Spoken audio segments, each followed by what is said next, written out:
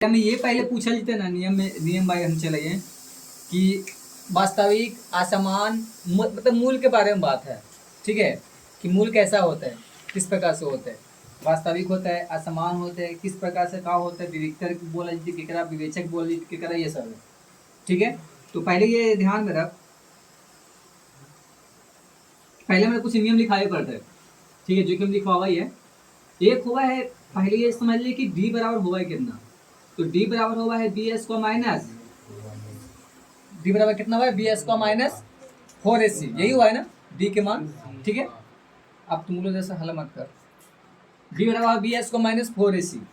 चलिए इतना हुआ है। अब एक और कुछ कंडीशन है, अब कंडीशन ये है कि जैसे अगर डी अगर बराबर है, अब डी कैसे कैसे काका हो सकले है, जैसे कि अगर डी के बराबर जीरो आ जाए, या डी बड़ा हो जाए जीरो से, या डी छोटा हो जाए जीरो से, तो तीनों में अलग अलग कंडीशन लगते हैं। एरा में अलग कंडीशन है, एरा में अलग कंडीशन है, एरा में अलग कंडीशन है। ये बराबर होने का मतलब ये है कि कहीं ना कहीं डी के मान एक जब पूरा हल कर तो डी के मान कितना गए थे, जीरो है, डी के मान कितना गए थे, जीरो। तो जीरो है तो मूल वास्तविक तो होते जरूर मूल वास्तविक होते हैं, लेकिन असमान होते हैं। कुछ होता है असमान ना होते बल्कि समान होते, ठीक है। मूल वास्तविक और कुछ होते समान होते, समान यानी बराबर, ठीक है। अब अगर ऐसे हो जाए, ऐसे होने का मतलब है कि डी के मान कुछ आता है, कुछ होता है डी के कुछ मान आते, जैसे 2 4 5 8 12 15 प्लस में कुछ डी के अगर मान आता है, तब वो बोला जाते मूल वास्तविक और असमान, मूल वास्तविक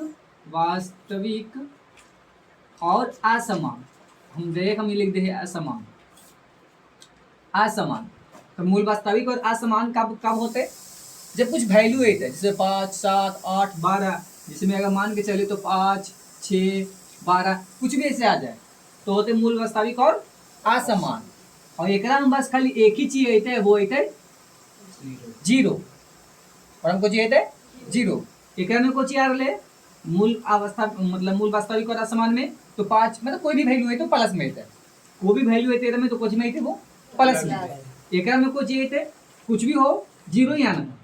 कितना होता है जीरो, यानी जीरो है तो मूल वास्तविक और कुछ लिखे समान लिखे, बराबर हो जाए, चाहे तो बराबर लिख दिए चाहे तो समान लिख दिए। अब ये है, तो ये है जो डी के हम छोटा कर रही है जीरो से। अब तुम लोग खुद समझ, जब जीरो से कोई वैल्यू छोटा होता है तो माइनस में ही होते ना, जीरो से कोई वैल्यू छोटा हो रहा है तो कुछ में होते माइनस में, यानी जीरो से कोई वैल्यू अगर छोटा में हो रहा है तो वो कुछ में चल जाते माइनस में चल जाता है, यानी कहने का मतलब मूल वास्तविक नहीं है, वास्तविक यानी मतलब प्लस पॉजिटिव में तो होते ना, यानी लिख सकलिएगा कि मूल वास्तविक नहीं है। अब एक में कंडीशन है, कंडीशन ये है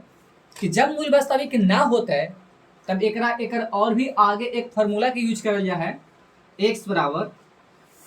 minus b plus minus under root b s square minus 4ac यहाँ पे हुआ है, ठीक है, B s square minus 4ac और बटा में 2a, ये तो मतलब कि फॉर्मूला ये होगा है, और ये फार्मूला पे हमने पुट कर सकलिए। लेकिन जब अगर ये जो मान है डी के मान अगर ये कंडीशन में आ रहे मतलब मूल वास्तविक नहीं है, तो यहाँ पे फिर मान हम रखने न कर, यानी ओकर आगे हल ना हो, ओकर आगे हल ना हो, तो ओकर हम बात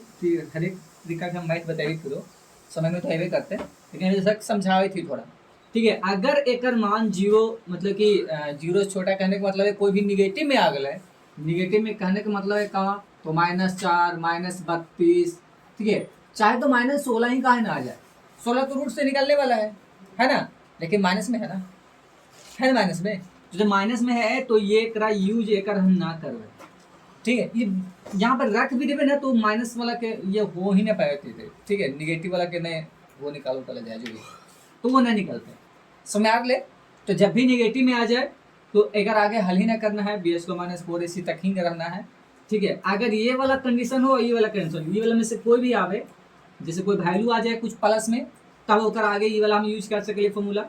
अगर कोई जो मान आ रहे वो जीरो के बराबर आ रहे, कोई चीज़ वैल्यू रख दिली तो हम एक काम कर सकलिए, तो लेकिन एक में अलग अलग पूछते हैं, पहले तरह में ये भी पूछते ना कि मूल क्या है, किस तरीका से है, इस सब के बारे में पहले पूछते, ताकि वो आगे लेके चलते हैं। अब हम पहले क्वेश्चन पे आवाए फिर हम समझाए बढ़िया से। तो ये तो हो चुकले हैं समझाने वाला बात।